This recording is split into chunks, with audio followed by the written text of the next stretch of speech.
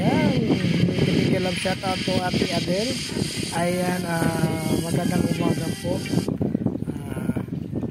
Great ko happy birthday ni mo ate. Salamat di ay sa Ginoo ay sa panahon na to nga nagka-uban yun sa ministry